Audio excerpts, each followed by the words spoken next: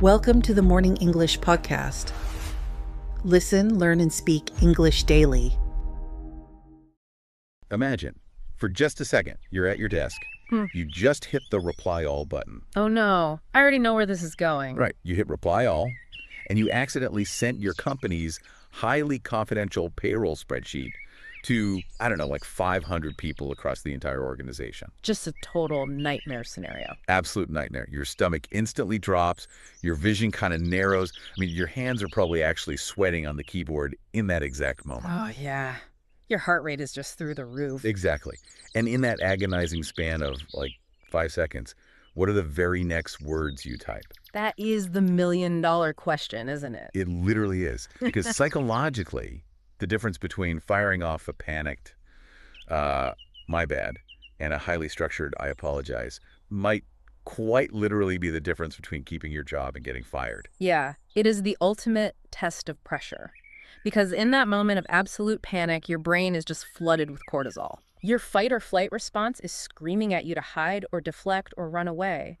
And yet, the social and professional reality demands that you do the exact opposite of that. You have to step right into it. You have to step forward. You have to communicate clearly. You are navigating one of the most complex tightropes in human interaction. Which brings us to today's topic. Welcome to the Deep Dive.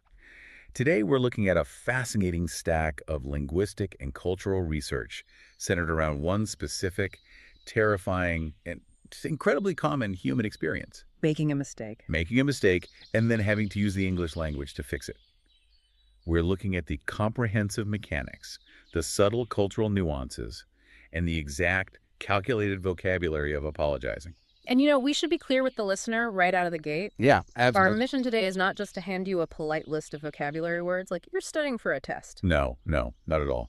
We are here to decode the profound social and psychological power of saying sorry. And framing it as power is just so essential here. When we analyze the communication data from the sources, knowing exactly how and when to deploy an apology is never just about language fluency. Right, it's not about knowing the dictionary definition of a word. Exactly. It is a highly visible, instantly judged reflection of your emotional intelligence and your professional respect. Which is huge. It is. People will judge your entire character based on the 5 words you choose immediately after you make an error. So we are going to explore how choosing the right apology serves as this incredibly powerful tool for connection. We'll look at how to build the actual psychological architecture of a perfect apology, step by step. And maybe most importantly, how to avoid the hidden psychological traps that can completely obliterate your best intentions. Oh, the traps are so easy to fall into. Because you, me, the person listening right now, we all make mistakes. I mean, we arrive late to critical meetings. We forget the attachments on vital emails. Constantly. Yeah, we talk over people on Zoom calls, or we just make an awkward, toe-curling social blunder. The mistake itself is universal. It's inevitable. But what the research makes incredibly clear is that the aftermath is entirely within your control. Right. In all of these situations, from the tiny microscopic ones to the absolute catastrophic ones, a precisely engineered apology has the power to not just repair a relationship, but actually improve it. It can neutralize a conflict before it even really starts. Yes. But the effectiveness of that apology is entirely dependent on your understanding of the tool you're holding. So let's start by looking at the environment where this tool is used the most. We really need to examine why the act of apologizing carries such a massive cultural and emotional weight, specifically within the English-speaking world. It's a huge part of the culture. It really is. Because the cultural data shows that apologizing effectively signals 3 massive cognitive checkpoints to the listener. It signals respect for others, responsibility for your actions, and emotional intelligence. And to understand the weight of those checkpoints, we really have to look at what they demand of the human ego. Okay, unpack that a bit. Right. Well, when the linguistic models talk about respect in the context of an apology, they are talking about spatial and temporal validation. Meaning what exactly? Meaning you are acknowledging that the other person's time, their feelings, or their physical space has intrinsic value that you have temporarily disrupted. Okay, so saying sorry is recognizing their value. Right. And when the models discuss responsibility, they are highlighting a suppression of the ego. Which is hard to do. Oh, it's incredibly difficult. You aren't hiding from the reality of the failure. You are stepping directly into the extreme discomfort of saying, I am the cause of this disruption. Yeah. And then emotional intelligence in this context is just the executive function required to recognize that the long-term health of the relationship is vastly more important than your short-term desire to look perfect. Wow. Okay, so the research notes that a sincere apology hitting all three of those checkpoints can instantly fix misunderstandings, rebuild shattered trust, and drastically reduce physiological anger or tension in the room, It literally lowers blood pressure. which is amazing. But here is the piece of data from the source material that I just find endlessly fascinating. In English-speaking cultures, apologizing is highly frequent. I mean, incredibly, almost obsessively frequent. It really is. It's everywhere. The cultural observations point out that people say sorry for tiny, practically invisible incidents, like bumping into a stranger's shoulder on a crowded street, Or interrupting someone for a fraction of a second. or logging into a Zoom call, like 30 seconds late. Oh, sorry, I'm late. To 30 seconds. Right. It is a highly distinct cultural marker. But this frequency is a deliberate social mechanism. How so? The constant apologizing isn't an indicator of low self-esteem, which is how some people misinterpret it. It's actually a complex display of politeness and hyper-consideration for the surrounding environment. You know, I was thinking about the mechanics of this constant low-level apologizing, and it acts exactly like a conversational shock absorber on a car. Oh, I like that analogy. Yeah, think about it. If you're driving down the highway and you hit a tiny bump in the asphalt, the shock absorber takes the kinetic hit, so the passengers in the cabin don't spill their coffee. Right. Hitting the bump doesn't mean the car is broken. It doesn't mean you're a terrible driver who needs to have their license revoked. It just smooths out the ride. Exactly. So when you bump shoulders on a crowded sidewalk and you instinctively say sorry, you aren't falling on your sword and confessing to a grave moral sin. You're just absorbing the shock of the physical interaction so the social fabric doesn't tear. That maps perfectly to the sociology of the interaction. You are absorbing the social friction. If the shock absorber wasn't there, every minor bump would eventually shatter the suspension. And I want to really push back and interrogate this, because from a purely logical standpoint, it feels like a flaw in the language. How do you mean? If English speakers deploy the word sorry constantly, almost like a neurological reflex, doesn't the word fundamentally lose its meaning? Semantic satiation. Right. Does this cultural habit of, quote-unquote, over-apologizing actually dilute the sincerity of the concept? Like, Right. if I use the exact same sequence of letters, S-O-R-R-Y, when I bump your elbow at a coffee shop that I use when I back my car into your living room, Which I hope you never do. but I will try to avoid. Yeah. But hasn't the word just become empty, meaningless noise at that point? It is a completely rational deduction to assume that. Repeating a word usually kills its meaning. However, when we analyze the psychological mechanisms at play in these cultures, we uncover a completely different dynamic. Okay, tell me. The key is understanding that sorry in English is a contextual chameleon. In these environments, a quick sorry for a minor infraction is almost entirely divorced from the concept of deep moral fault. Okay. It is a mechanism of spatial and temporal awareness. By saying it, you are actively signaling to the other person, I'm aware of my surroundings, I see you, and I acknowledge that I have inadvertently entered your physical space or altered your timeline. So it's a polite acknowledgement of reality, not a tearful confession of guilt. Exactly. The sociological data explicitly notes that while over-apologizing might seem excessive to outsiders within the culture, it is universally interpreted as a polite lubricant rather than an insincere gesture. It prevents the sparks. Yes, it actively prevents minor microscopic frictions from mutating into actual conflict. Consider the alternative. If you bump into a stranger and do not deploy that quick sorry, that minor friction can instantly escalate into deep hostility. Oh, yeah, people get incredibly angry. Hey, watch where you're going. Right, because the absence of the apology in a culture that expects it is an active signal of disrespect. It says, I bumped you and I do not care that you exist. The presence of the shock absorber simply keeps the gears of society turning without those sparks. Okay, so for you listening, this means you really have to start viewing the word sorry as a multi-tool. It's the Swiss Army knife of the English language. That's a great way to put it. You use it for everything from a bumped shoulder to a massive corporate failure. But if it is a multi-tool, you have to be highly strategic about which specific tool you pull out for the job. You don't use the tiny plastic tweezers to chop down an oak tree. Right. And you certainly don't use a chainsaw to pull a splinter out of your thumb. Because a single unmodified word cannot possibly carry the required emotional and professional weight of every human error. If you use the chainsaw for the splinter, you cause catastrophic damage. Yeah, you make a mess. Which means we have to move beyond the basic concept of just saying sorry and look at the actual vocabulary matrix. And the linguistic research provides a brilliant roadmap for this. It maps out a definitive spectrum of apologies. The research outlines that choosing the exact right expression is never a guess. It depends on 4 specific variables that you basically must calculate in a split second. And those are? The situation itself, the objective seriousness of the mistake, your existing relationship with the person, and the setting, meaning whether the environment is formal or informal. It is a rapid-fire calculus of context. And to make this actionable, the research categorizes the vocabulary into 3 distinct tiers. We have casual, neutral, and formal. So let's examine the mechanics of each tier, starting at the bottom with the casual tier. This is your baseline for friends, family, and highly informal environments. The expressions here are quick and light. Things like, sorry, my bad, oops, sorry. Exactly. You use this when the stakes are virtually non-existent. And importantly, the brevity of those casual phrases matches the brevity of the mistake. Right. Say you spilled a drop of water on the kitchen counter. Oops, my bad.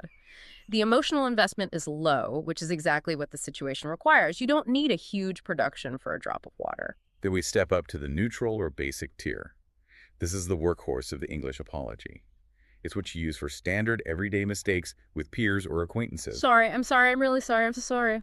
And the linguistic research makes a fascinating point here. By simply adding adverbs, words like really or so, you are physically scaling the emotional weight of the phrase. You are manipulating the cadence of the interaction, I'm so sorry, is specifically flagged in the data for serious situations or profound emotional moments, like expressing condolences for a loss. Right, the stakes are higher. And from a phonetic standpoint, adding those extra syllables literally forces your mouth to slow down. Oh, that's interesting. It elongates the sentence, forcing both the speaker and the listener to linger in the emotional weight of the moment. You cannot physically rush through, I'm so deeply sorry, the way you can rush through my bad. You just can't. It forces a pause. And then we reach the absolute top tier, which is the formal and professional. This is the realm of delayed flights, shattered supply chains, major inconveniences, and serious corporate errors. And notice how the vocabulary completely morphs here. The phrases become, I apologize, please accept my apology, I sincerely apologize. The most critical observation here is the complete disappearance of the word sorry. Yes, the Swiss Army knife has been put away entirely. And I want you to really visualize the danger of miscalculating those 4 variables and mixing up these tiers. Let's go back to our earlier example. Imagine you're the lead manager on a project, and you accidentally delete a critical, unbacked up database, losing a major client account worth millions. Oh, man. Your boss walks into your office, face red, demanding to know what happened. Imagine looking your boss in the eye and saying, oops, my bad. I mean, it would be a career-ending move, because the phrasing demonstrates a total failure to read reality. It's worse than bringing a water pistol to a fire. It's like pouring gasoline on the fire and then asking for a marshmallow. Exactly. It tells your boss that you do not understand the gravity of the damage you just caused. When you deploy my bad in response to a massive professional failure, you are failing that calculus of context on all 4 fronts simultaneously. You misjudged the situation, you misjudged the seriousness, you completely misread your relationship with your boss, and you ignored the formal setting. It's a total systems failure. The casual language implies a casual attitude toward a catastrophic event. But let's analyze the inverse. Let's look at the mechanics of the formal tier. Why does the phrase, I sincerely apologize, function so effectively in a high-stakes business environment? Why does it save the project manager's job?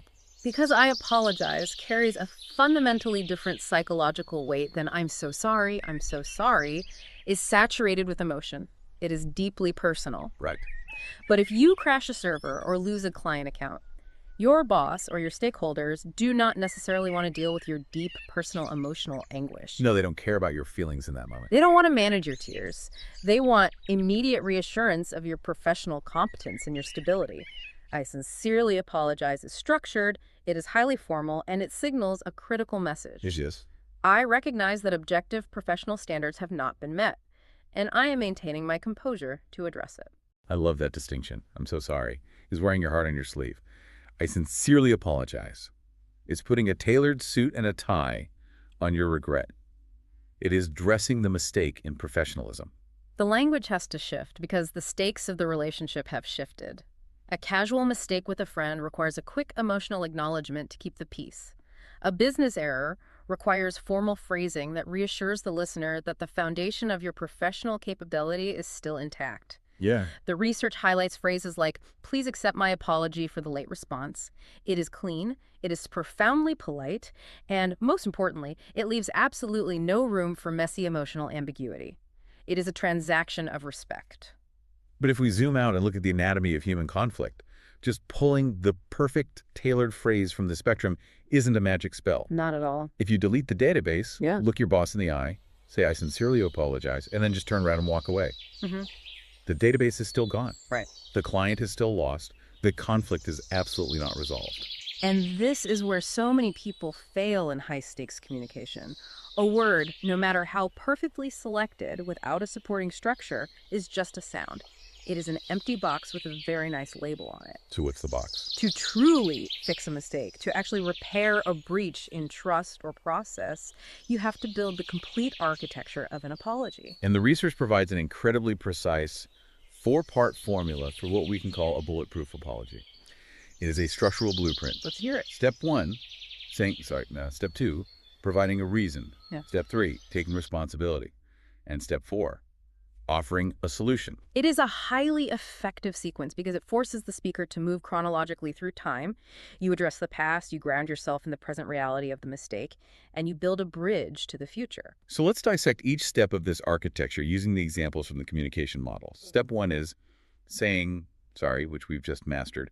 You calculate the variables and pick the right tier. Simple enough. Step 2 is providing a reason. The research gives a classic example. "Sorry, I'm late because of traffic." But it places a massive flashing warning sign over this step. Yes, it does. It explicitly states that providing a reason is about explaining context without excusing the behavior. The psychological line between a reason and an excuse is razor thin, and crossing it destroys the apology entirely. How do you know if you've crossed it? Well, a reason provides the objective mechanics of how the failure occurred. It gives the listener data. An excuse, however, is an ego-driven attempt to deflect the blame for the failure. Give me an example. The server crashed because the memory overloaded is a reason. The server crashed because the night shift didn't do their job is an excuse that attempts to wash your hands of the fallout. Okay. Which brings us to the most uncomfortable phase. Step 3. Taking responsibility. The models highlight phrases like, "It was my fault," "That was my mistake," or the absolute gold standard of executive communication, "I take full responsibility." This step is the load-bearing pillar of the entire architecture. If you remove this step, the apology instantly collapses into defensiveness. And finally, step 4. Offering a solution. You have to fix the issue. The examples given are, "I'll fix it immediately," "I'll send the document again," or "It won't happen again." Right. Now, when I first read this 4-part formula, I immediately visualized the scenario of a broken window. Let's explore that visual. How does the architecture map to it? Imagine you're practicing your baseball swing in your backyard, and you accidentally hit a line drive straight through your neighbor's living room window. Ouch. Yeah, you'd have to go over there and face them. Yeah. Step 1. Saying sorry is simply standing on their porch and acknowledging out loud that the glass is currently shattered on their rug. Yeah. You aren't gaslighting them into thinking it was a bird or a stiff breeze. Right. You admit reality. Step 2. Providing the reason is giving them the mechanics. "I was practicing my swing and the bat slipped." Step 3. Taking responsibility is holding your hands up and confessing, "I hit the ball, I broke your window, it was my fault." The load-bearing pillar. And step 4. The solution is pulling out your wallet, looking them in the eye and saying, "I am paying for the new glass and I'll clean up the mess right now." It is a perfect physical representation of the psychological steps. Every single requirement of the injured party is met. Right. But I have a serious debate about the practical application of this in the real world. Okay, let's hear it. Let's look at step 4. The solution. If you skip the solution, you're just leaving your neighbor sitting in their living room with a broken window and a cold wind blowing in. You've apologized beautifully, but they're still freezing. True. But what if you can't fix it immediately? What if the window is a custom antique stained glass that will take 6 months to source and replace? Right. Or In a corporate setting, what if the mistake you made was insulting a key investor, and you can't just hit undo or send again? Right. Some things can't just be glued back together. Exactly. Yeah. How does the architecture of the apology survive when the solution is completely out of your reach? That is the exact friction point where most people freeze. But if we analyze the research's deep emphasis on good communication skills, we find a highly sophisticated answer. The architecture survives because the formula is designed to shift the focus away from the speaker's guilt and entirely onto the listener's experience. Unpack that. How does focusing on their experience replace a physical solution? Because a solution in human communication isn't always a physical fix. Even if you cannot replace the stained glass today or instantly win back the insulted investor, offering a path forward functions psychologically as a solution. Okay. If you say, I have scheduled a meeting with an antique glass restorer for tomorrow morning, and I will ensure this is fully resolved, that is a concrete solution for the future, even if the present is still broken. You're showing momentum. Exactly. Furthermore, the research heavily suggests expressing polite, empathetic regret with phrases like, I feel terrible about this, or I didn't realize the impact this would have. By deploying those phrases, you are actively managing the inconvenience or delay you cause. You are validating their emotional frustration. Sometimes, when a physical fix is impossible, the only immediate solution you can offer is the validation of their negative experience. You are sitting in the freezing, drafty room with them. That reframes the entire concept of a solution. Even if you can't replace the glass today, validating their anger is the equivalent of handing them a blanket. You are actively managing the inconvenience rather than just shrugging your shoulders. Precisely. Notice how frequently the research highlights the word inconvenience in the formal business vocabulary. I apologize for the inconvenience. Acknowledging that the other person has been inconvenienced, that their day has been made harder by your actions, is a micro-solution to their emotional distress. It proves you understand the cost of your mistake. Now, I want to push back on step 3, taking responsibility. We talked about how saying, I take full responsibility is the gold standard of executive communication. But let's be incredibly realistic about the modern corporate environment. It can be a minefield. Exactly. If a massive tech company experiences a data breach and an executive goes on the record and says, I take full responsibility, won't the company's legal department have a collective heart attack? Oh, absolutely. Doesn't taking explicit responsibility in a highly litigious society open you or your company up to massive financial liability? Isn't there a very real danger in this architecture? That is the exact tension between public relations and legal counsel. It is a phenomenal point, and it is precisely why the formal tier of the vocabulary spectrum exists. How so? When legal liability is on the line, you will notice that the apologies become masters of the passive voice. Instead of saying, I crashed the server, a CEO will say, we sincerely apologize for the disruption in service that our users experienced. They detach from the direct action. They calculate the variables, they express formal regret for the experience of the user, validating the inconvenience, without legally admitting malicious fault or negligence in the mechanics of the failure. It is a highly engineered tightrope walk. So they're modifying the formula. Right. They are executing step 1, the apology, and step 4, offering a solution, like we're fixing the servers, while carefully modifying step 3 to protect the entity. It's fascinating how the formula can be manipulated depending on the threat level. But for the everyday person navigating everyday mistakes, the 4-part formula, reason, responsibility, solution, is the clearest path to resolving conflict. Without a doubt. However, while it seems totally foolproof on paper, the reality is that the human ego violently hates apologizing. It really does. When we actually open our mouths to speak, we panic. We get defensive. Which naturally brings us to the darkest part of the research, the apology anti-patterns, the common ways people completely disastrously ruin their apologies. The pitfalls, the structural failures that turn an attempt at repair into an escalation of conflict. The source material is brutally explicit about what not to do.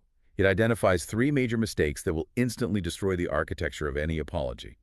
Number 1, saying only sorry without any explanation or follow-up. That's a big one. Number 2, not sounding sincere, meaning delivering the words without the corresponding emotional or physical weight. And number 3, blaming others. Let's dissect that first failure. The isolated sorry. The research compares saying just sorry versus sorry I was late because of unexpected traffic. Okay. If you just drop the word sorry into the room and immediately stop talking, you create a conversational vacuum. And in human psychology, the injured party's brain will automatically fill that vacuum with the worst possible assumption. Because they have no other data. Exactly. Because you offered no reason and no solution, they will assume you simply didn't care enough to try. You left them in the drafty room. But I really want to dig deep into the third mistake, blaming others, because the research highlights a very specific, incredibly toxic construction. Sorry, but it's not my fault. The dreaded but. Now, I am going to be completely honest here. I have definitely heard the sorry but apology. I have absolutely 100% given a sorry but apology at some point in my life. It is such a common reflex. Yeah, we all have. Why is the word but the absolute undisputed destroyer of apologies? If my train genuinely broke down and trapped me underground for an hour, isn't it fair to say, I'm sorry I missed the meeting, but the train broke down? Doesn't the listener need to know that the universe conspired against me? It is a deeply ingrained human instinct to want to protect our self-image. We want the other person to know that we are intrinsically good and that the failure was an external anomaly. But we have to look at the linguistic mechanics of the word but and the cognitive dissonance it creates. Okay. In the English language, but functions as an absolute negation tool. It is an eraser. An eraser. It retroactively wipes out the validity of whatever phrase preceded it. If I say to you, I really like the design of this restaurant, but the food is completely inedible, the compliment about the design ceases to matter. The only thing you remember is the insult. Oh, wow. The but acts as a pivot point where you drop the mask. Exactly. So when you deploy the phrase, I'm sorry, but, you are instantaneously negating step 3 of the architecture, taking responsibility. You just wiped it out. You erased it. The but tells the listener's subconscious that you are vastly more interested in protecting your own ego and avoiding blame than you are in acknowledging the inconvenience you caused them. It shifts the entire dynamic of the interaction from a collaborative repair to a combative defense. Yeah. You are telling them that your reputation is more important than their frustration. Oh, that is such a sharp way to phrase it. You are prioritizing your own shield over their broken window. You are holding up your shield and saying, look at my shield, it wasn't my fault, while they are still standing in the cold. That is exactly the psychology of the failure. Yeah. The research provides a beautifully clean alternative to the butt trap. Instead of defending yourself, you simply say, I'm sorry, I will check on this and fix it immediately. Do you notice what is entirely absent from that sequence? The defense mechanism. The shield is gone.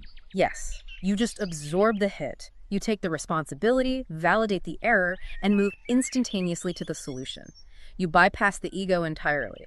And there is another critical layer to this destruction that the research exposes, and it has nothing to do with the vocabulary we choose. It is entirely physiological. Body language. Yeah. The data notes that the physical elements of an apology, specifically tone of voice, eye contact, and maintaining a calm cadence matter just as much, if not more, than the words themselves. This is the mechanism behind the second major mistake. Not sounding sincere. The research explicitly warns against delivering an apology without the appropriate emotional resonance. Which makes total intuitive sense. Yeah. Imagine someone reads the most beautifully crafted, structurally perfect, 4-part formal apology off a piece of paper. But they read it in a flat, robotic, monotone voice while scrolling through their phone and refusing to look at you. Oh, the insult is compounded. Yeah. The listener is going to be infinitely angrier than if the person had never apologized in the first place. Because a genuine apology is a full-body action. It requires physiological alignment. The research connects these physical cues directly to the ultimate goal, reducing anger and tension. Without sustained eye contact, you are breaking the interpersonal connection. You are signaling that you are afraid or dismissive.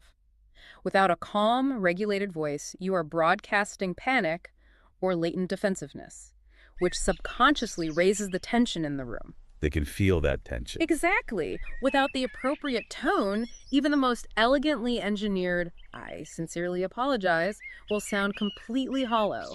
It becomes a mockery of the architecture. It fails its primary mission. It's like typing the correct password into a computer, but the keyboard isn't actually plugged into the tower. I love that. The data isn't transferring. The physical delivery, the eye contact, the tone, the posture, that is the cable that connects the logic of your words to the empathy of the other person. If the cable is cut, the password doesn't matter. That is a phenomenal visualization. The vocabulary is the code, but the physical delivery is the conduit. So if we look at the entire map we've laid out today, we understand the cultural weight and the shock absorber effect. We have mapped the vocabulary matrix from casual to formal. We know how to build the four-part architecture. And we know what to avoid. Yes, the catastrophic traps to avoid, especially the ego-driven but and the unplugged keyboard of bad body language. The ultimate question is, how do we actually take all of these academic rules, overcome our biological fight-or-flight response, and put them into practice to become masterful, executive-level communicators? The research provides a rigorous training roadmap for exactly this in its final sections. It focuses on the mastery of advanced expressions and the daily conditioning required to override our defensive instincts. Let's examine those advanced phrases first.